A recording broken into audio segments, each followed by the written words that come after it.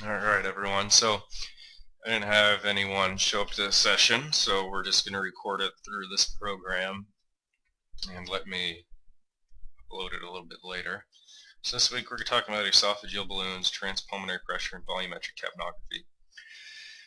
So to start some background, we know that total respiratory compliance is composed of two parts. It's the lung compliance, which is in the airways, and the chest wall compliance, which is the pleural compliance. So when you look at your ventilator and you get your compliance, it reads out the total compliance because it doesn't have any idea which is which. I mean, it can't differentiate between the two. And this gets people into some trouble because we all know the literature that says our plateau pressure is greater than 30 puts you at risk for barotrauma, overdistension, and lung damage. So while that's true, when you're looking at your ventilator and it's telling you your compliance is greater than 30, or your plateau pressure is greater than 30, it can't tell you that if it's the lung wall or the lung or the chest wall.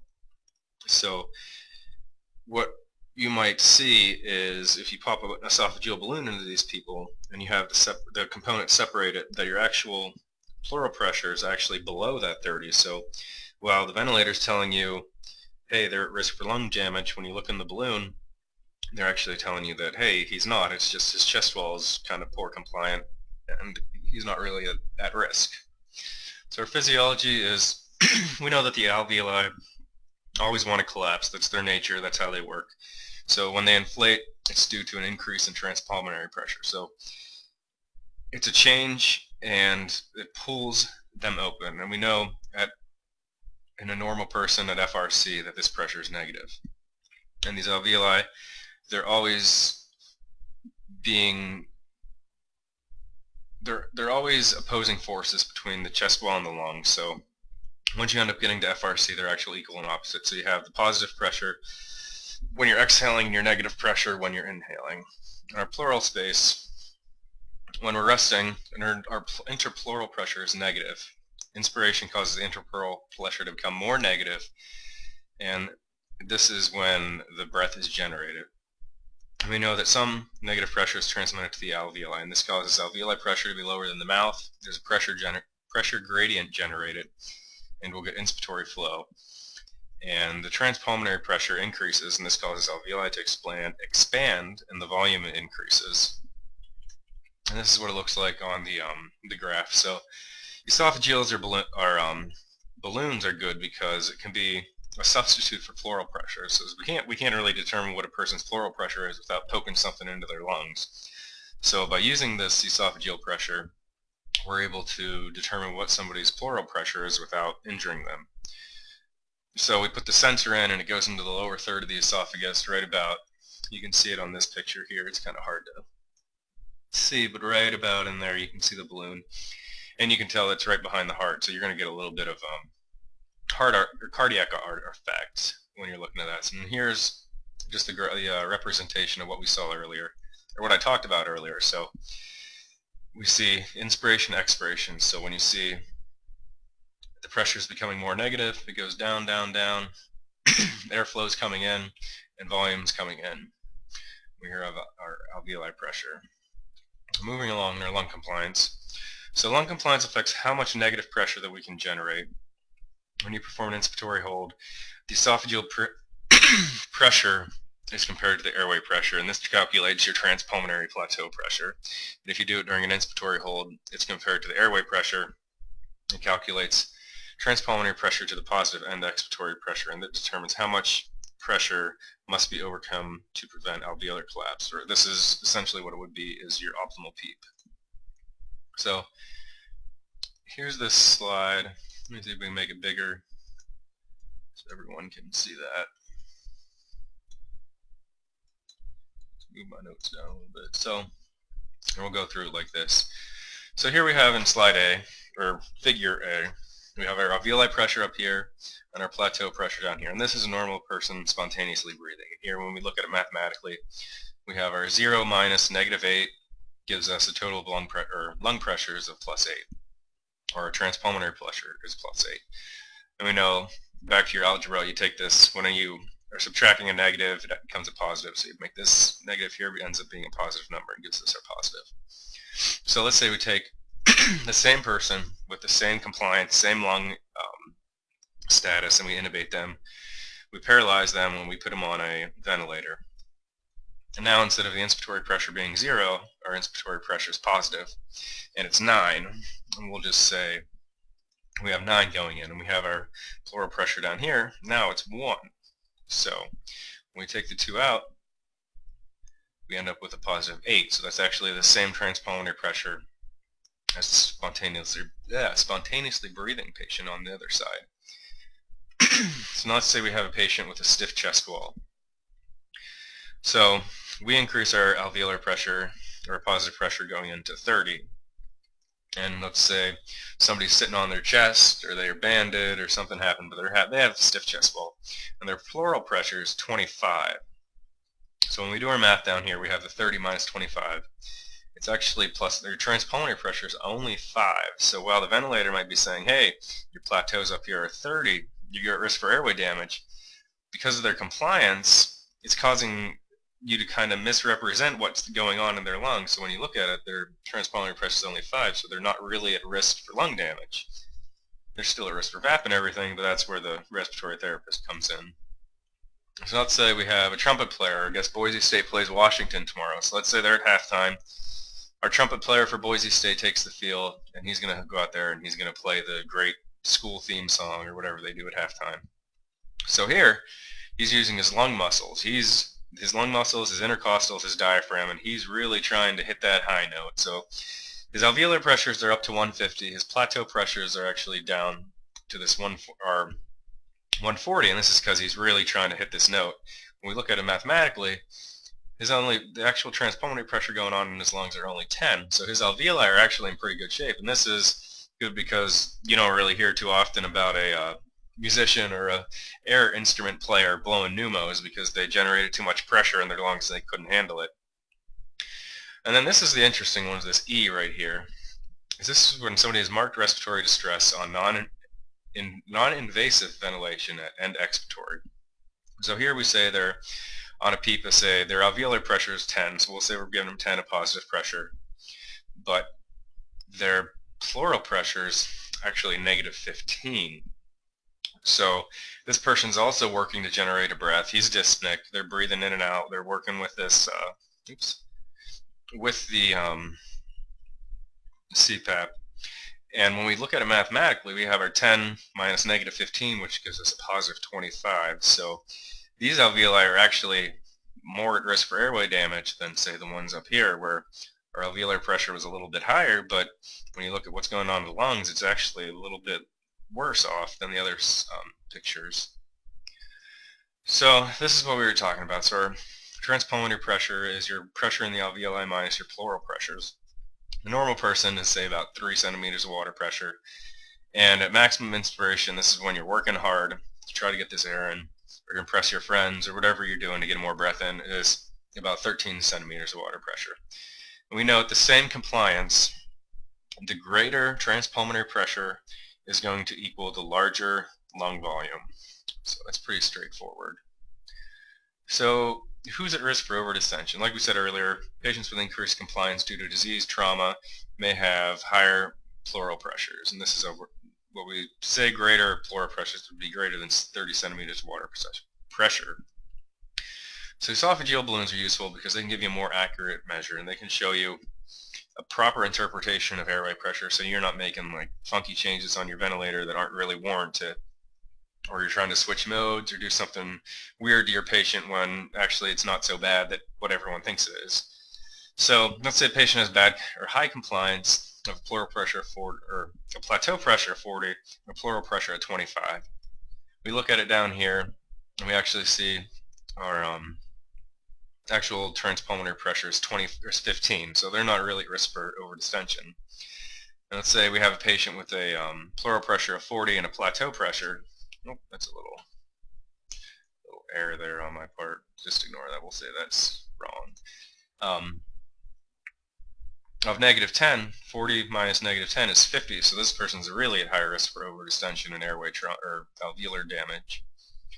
So determining PEEP, if they measure the airway and the pleural pressure at end expiration, we can determine if our PEEP level is appropriate. So a patient with an extrapulmonary cause of ARDS, which we talked about last week a little bit, is stiff chest wall. Maybe they have increased abdominal pressures due to ascites, trauma, some other type of damage going on. If it's a neonate, maybe you'll be seeing some neck or some other belly problems that's going on, or they're maybe a diaphragmatic hernia. We have them on a PEEP of 15, their plateau pressures are 25. We look at it mathematically, and we have negative 10 centimeters of water pressure. So the outside pressure is greater than the inside pressure. The alveoli can collapse, and this is what we call compressive atelectasis. So in this patient, we need to end up increasing the PEEP on this person.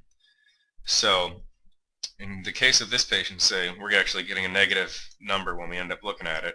So if we increased our PEEP to 25, we'd actually be overcoming this pleural pressure of 20, or we'd be equaling the pleural pressure of 25, so it's likely that we're recruiting all the alveoli that are able to be recruited. And then, again, if it's 25 and 25, then our pressure is 0, so that's likely to be recruited. And our goal, if we're looking at this with your patients, the goal for recruitment is to get your pressures to about 0 to 4, so you don't really, or a pressure gradient of 0 to 4. So you don't really need a lot of pressure, you just need enough to overcome this plateau pressure here, or pleural pressure, I'm sorry. And that's going to give you recruitment and help your patient out. So are we into, yep. So the next session of this is going to be volumetric capnography. We know volumetric, or the VCO2 is the volume of carbon dioxide that's eliminated through the lungs. And it can reflect changes in ventilation and perfusion. And that's mainly when you're in a steady state. So we know we're not going to try to measure somebody's CO2 unless we need to. We're not measuring somebody's CO2 when they're like running a marathon or out of breath or dyspneic or they were just suctioned 10 minutes ago. We want them in a steady state to really give us an accurate reading, because there's a lot of things that can, anything you do that increases your metabolism is going to affect this reading. So the VCO2 is important because it can validate the need for blood gas. If we have a patient who, you're just not sure about, but he's at risk for bleeding, or maybe he's already developed a couple nosocomial infections, and we don't really want to poke this guy again. So what we can do is check out the end tidal, and we say, hey, look, when we looked at our end tidal's increased over the past hour from 48 to 72. It'd be like, well, that's a significant change, and we probably should get a blood gas and see if this is really true. It can also rapidly show us changes in our VQ matching, which I'll talk about a little bit later. We can use it to optimize our mechanical ventilation, and it can also be used to optimize weaning. So the VQ matching, we all remember VQ matching from school. In nursing school, it's everyone's favorite care plan is at risk for VQ mismatching, but you go and ask them what it means, and nobody seems to be able to explain it. But it is really simple. It's the relationship between the ventilated alveoli and blood flow in the pulmonary capillary. So when you look at this picture over here, this just shows you what's going on. So the one in the center, we have our air is coming in, our alveoli is getting perfused, and we have a pretty good VQ match, which is 0.8. So in this person, this is the normal person that's doing well. So we look at the left here, we have a person who has ventilation but not perfusion. So they're V'ing, but they're not Q'ing, if that makes sense to you. So this person has, I don't know, looks like he swallowed a black M&M or something, so he's got a plug there. So we have, that's the airway? Yeah, this is perfusion without ventilation. I'm sorry, I looked at it backwards. So the blood's coming through, it's going around, it's going to this alveoli, but it's saying, hey, nobody's home, so it just keeps going, it doesn't pick up any oxygen, and we have a big mismatch, and this would be a 0. And here we do have the ventilation, but without perfusion. So we have the air's coming in, it gets down here to the alveoli, but oh, there's the M&M over here. There's no blood flow, so there's no P or Q, and the blood doesn't go anywhere, so it doesn't even get the chance to pick up the oxygen or exchange the carbon dioxide. So remember the Bohr equation, and everybody remembers because it's boring, is we have our PACO minus your PICO over PICO, and this gives you your VD to VT, or just your dead space. And this is important in CO2 monitoring. So dead space, we have two types. You have anatomical and alveolar. The anatomical is the volume in the conducting airways, and this is the part of the inspiration that is expired before it gets to the next breath. So this is the part where if you think you have blocks stacked on top of each other, this is your top blocks. These don't get down to get exchanged, but you breathe in, they don't quite get the whole way down, but when you breathe out, they get exhaled. So there isn't really a whole lot of, or there isn't any perfusion going on. So alveolar, this is where the magic happens. This is when the inspired gas gets to the alveoli, the V and the Q happen, and gas exchange occurs. And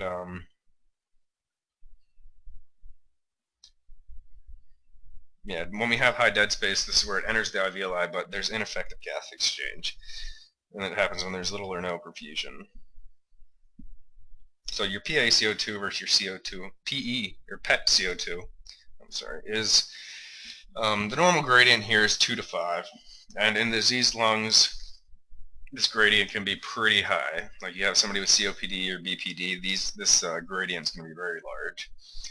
And if you notice a quick change on this, it shows that or any type of change on this, it can tell you if your patient's doing better or worse. So I know sometimes it always beats me up. They're like, hey, this patient has a VC or a PeCO2 of 50, and I think he's fine. And then you get a blood gas, and all of a sudden you look at it and I'm like, oh, it's actually 30, or oh, look at that, it's actually 95. Way to go. So the trends in the PeCO2 are important, but we know that there's going to be a gradient, and that depends on how much of a dead space you have and how well your VQs are matched or how poorly they're mismatched. So we got a bunch of pictures for you coming up to show you what this is. So if you did a single breath curve, this is what's going on. Right here is this airway volume. So this is that large airway, which is phase 1 up here. This is alveolar, or airway. Alveolar is on the other side. So there's not a lot of CO2 going on. You might get a little trickle in from the top part of the airway. And then we get over here, which this is your alveolar ventilation. So now we have significant changes in CO2, and it's rising. So this is still mixed with some of that large airway gas, because there's not as much CO2 in there because nothing really happened. There wasn't gas exchange. And we're going to talk about this Q in another slide. I'm not sure which one, but that's going to be important. I'll show you why. And then we have it turn. We reach our top inflection point, and then it kind of peaks. And this is where all alveolar gas is emptying. So this gives us how much our end tidal CO2 is. And we look up here, this is what their actual PaCO2 was. So here we have our PaCO2, and we can see our gradients we'll say it's 5 there. It's perfect. This guy's great, and that's composes of a single tidal volume breath. What did I have down here? Yeah, transitional gas is the term for this one. This is about the 17th generation of your airways. And it's usually half airways, half alveolar. Moving on. So this is another one. It just gives you another way to look at it. So this can tell us about our dead space too. So we see again, we have our X's here, which this is how much is going. This is your alveolar ventilation. This is what's going on. Your Z, this is your dead space here. So this isn't really any gas exchange happening.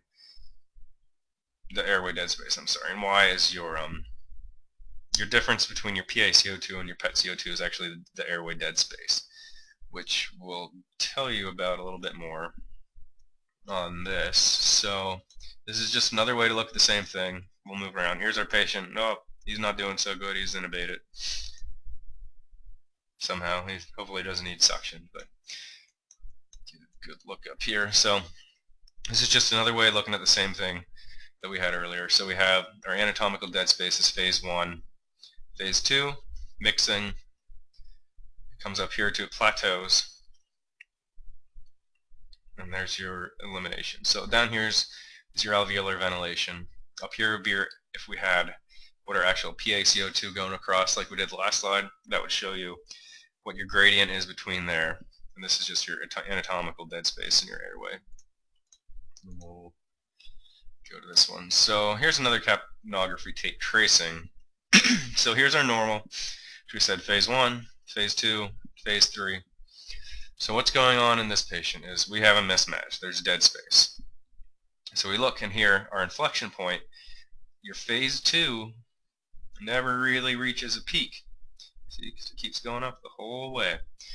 So that means there's a VQ mismatch going on. So this might be in somebody with heart failure, or let me see, make sure I'm saying this might be a COPD, heart failure, or a PE patient. And we see it keeps going to a certain point, but stops. And that's because when we go back to that VQ mismatch, we have the M&Ms in the bloodstream. So the ventilation's going on, but there's no perfusion happening. So no matter how much this person ventilates, it's not going to go any higher than that because the flow of blood to the pulmonary capillary beds is actually impaired. So it doesn't matter what they do, they will not be able to get out any more CO2. But here, that's the big one we're going to see for our patients.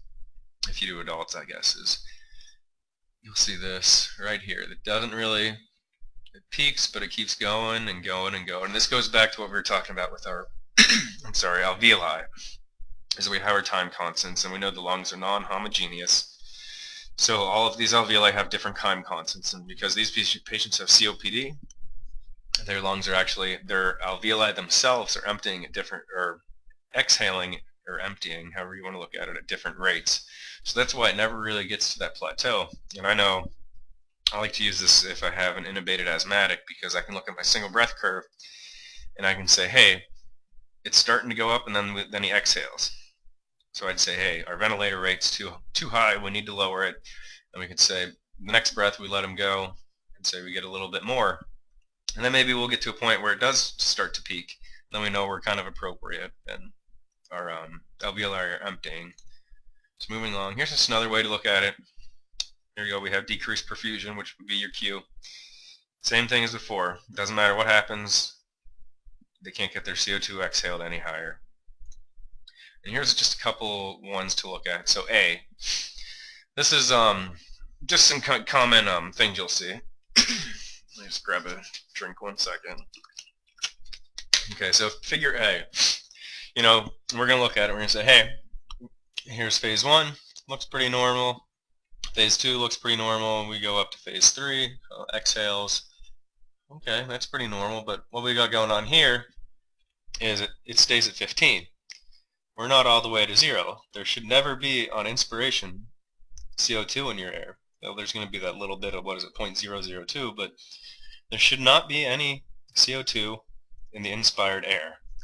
So what's going on in this patient is they're rebreathing. For some reason, when they exhale, the CO2 is staying in their ventilator circuit and it's not getting out of there. And that's usually is going to be due to inappropriate inspiratory flow, or a malfunctioning expiratory valve. So there's a couple things you can do with the ventilator if you see that happening. So we're coming over here to B. So this is, we see it empties, it goes up, and it becomes the same thing. That's going on. So this can be due to a couple things. It can be moisture secretions in the tubing, or it can just be the analyzers malfunctioning. So at that point you might need to clear out some condensation. There might be sampling poorly, something might be going on with the valve. Let's go down here. So this patient, we see choppy, choppy, choppy, choppy, choppy. Okay, we know what's going on here. So this is incomplete exhalation. This is usually caused by the patient, and they have in their notes here that it can be inconsistent effort, or it can be chest compressions during CPR. I'd have to say it's probably not chest compressions during CPR, because if we did see this, we'd say this is the ROTH, or the return of spontaneous perfusion. So hopefully they'd stop chest compressions at this point, because we're having some their perfusion's picked up again and their heart's restarted, and hopefully we're not still beating on their chest. D, we have an obstructive lung disease, and here's what we talked about earlier. When you compare the A, where it goes up and down, to B, now it's a shark fin. See? Shark fin. So what we call in this one is the incomplete emptying for an obstructive disease with VQ mismatching. The phase 2 never really peaks, it just keeps going up.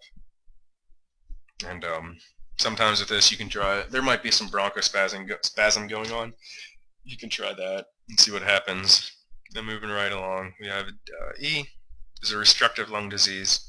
There's no plateau because the alveoli don't empty evenly and they never get there. F is a sudden drop in the middle. This is what they like to call as a cleft, but there's another fancy word for it. I can't recall it off the top of my head. But this happens usually due to patient effort. Is he's exhaling, all of a sudden there's a little breath in, exhales, breathe in, and this usually, you'll see this if you have a paralyzed patient that's starting to wake up from sedation. And we're going to go down to G. This is uneven carbon dioxide at the end of exhalation. This can happen because the patient's the patient is pumping fresh blood and emptying, and the cardiac oscillations match the respiratory rate. So we're going to say this is respiration. But there can be, cardiac oscillations, but it can also be due to the ventilator. Maybe your valve isn't really closing the whole way, or it's sticking, or maybe you gave them some an inhaled antibiotic or something like that, and your valve's kind of sticky. So that's what might be going on here. And all the way down is, we call this a biphasic alveolar plateau. So here, kind of looks like a little mountain from a video game or something, or I guess they look more like teeth here.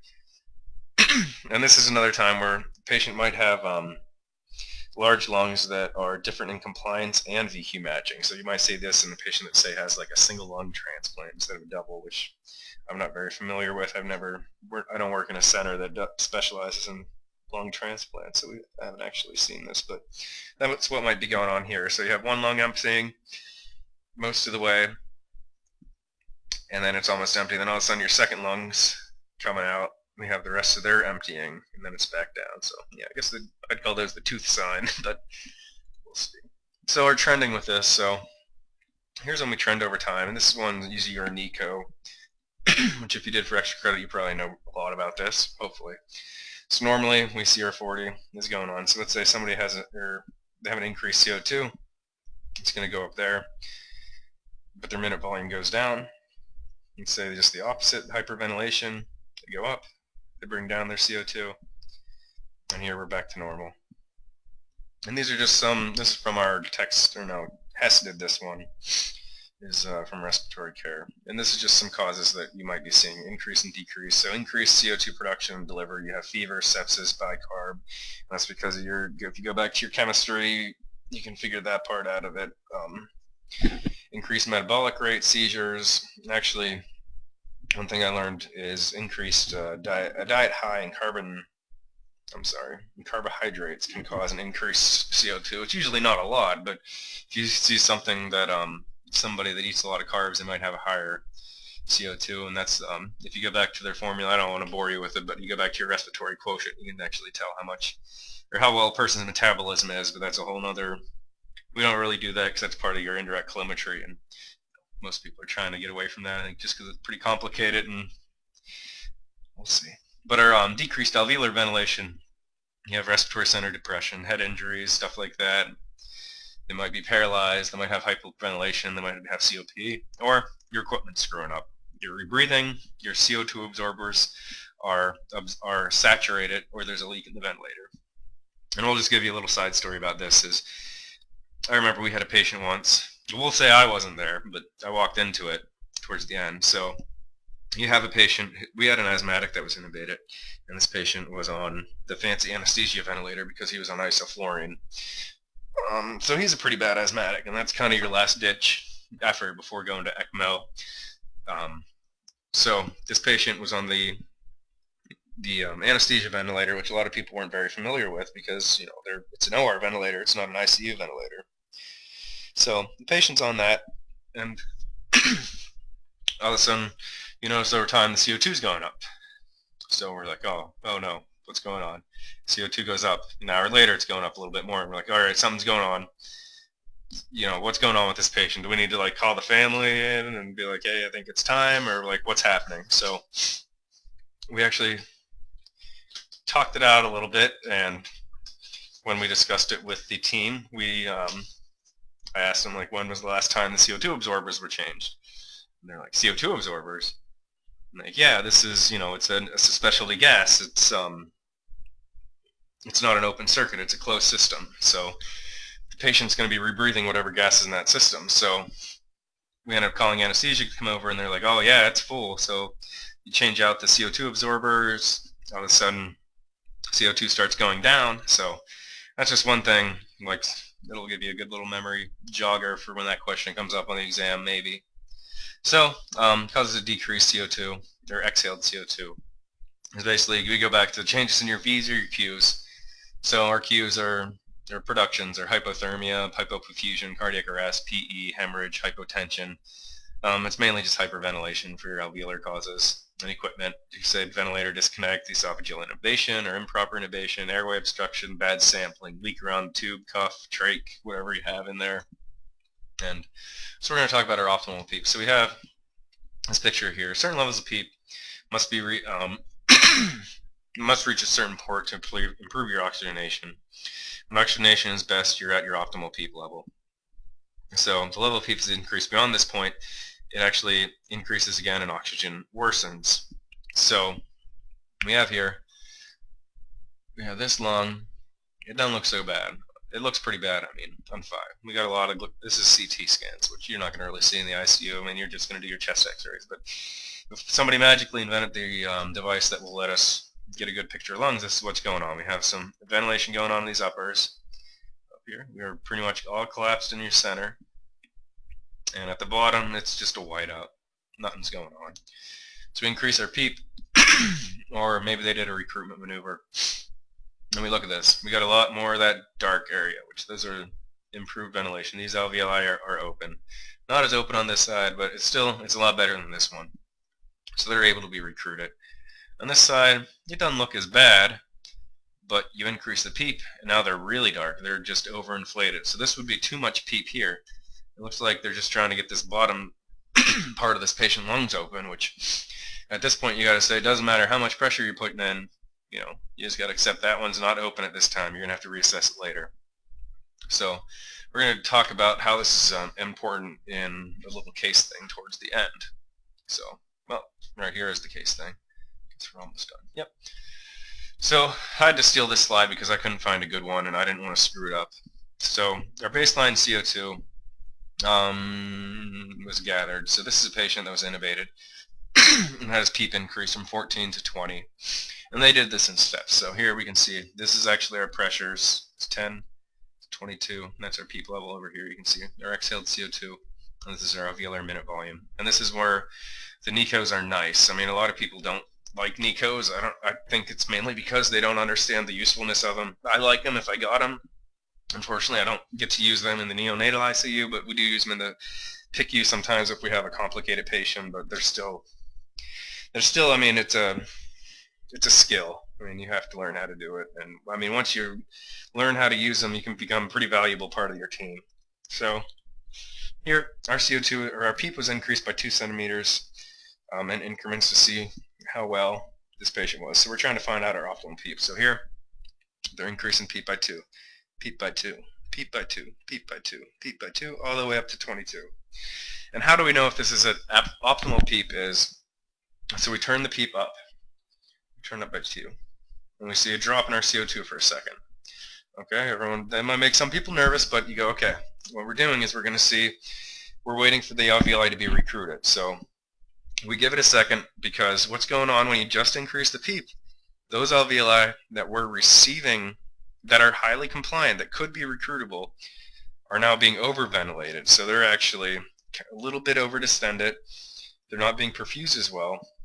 We give it a couple seconds, and here we can see, this angle is a little bit better, but we can see that the CO2 is starting to come back up, and it gets about to baseline. So the alveoli that previously were not recruited were now able to be recruited, and that's evident because you look down here, our alveoli ventilation is actually going up.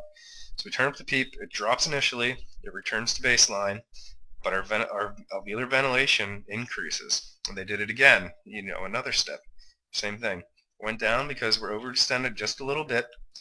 Give them a couple minutes, it comes back up to normal, it returns to our baseline exhaling, and our alveolar minute volume continued to go up. So they kept doing this until you get to a point where you see right here, they increased it to 22,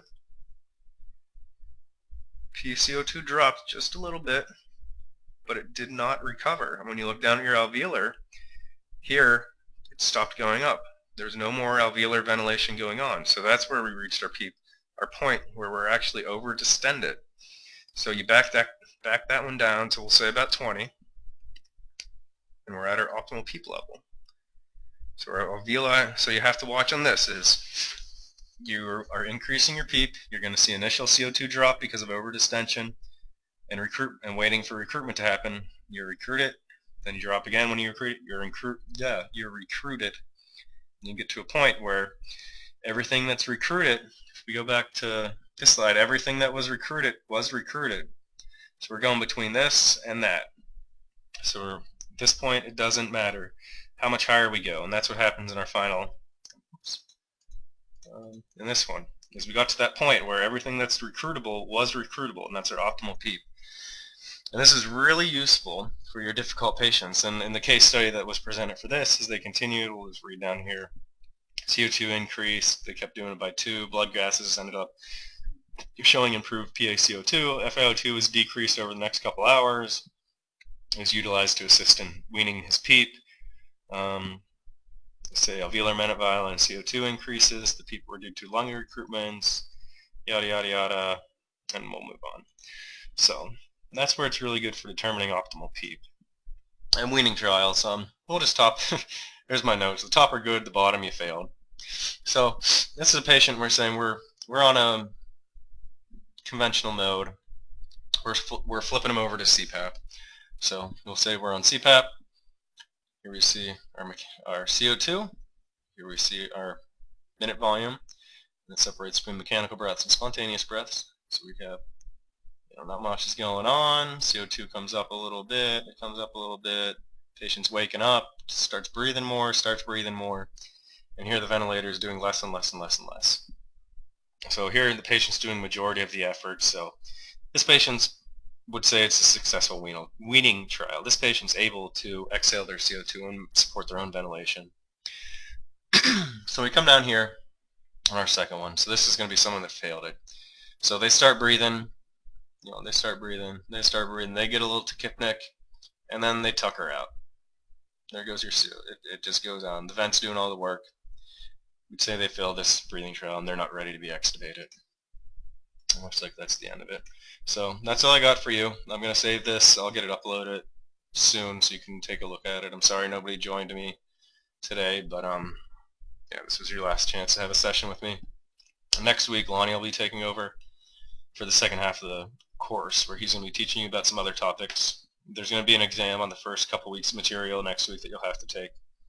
I'll try to get that open for you over the weekend sometime. I'm still playing with some test questions, and I'm going through it a few times just to make sure that there weren't any errors, and there definitely have not been any. I've taken it a couple times. It's going to be tough, but I know if you paid attention, you'll be able to do it. Thanks for joining me.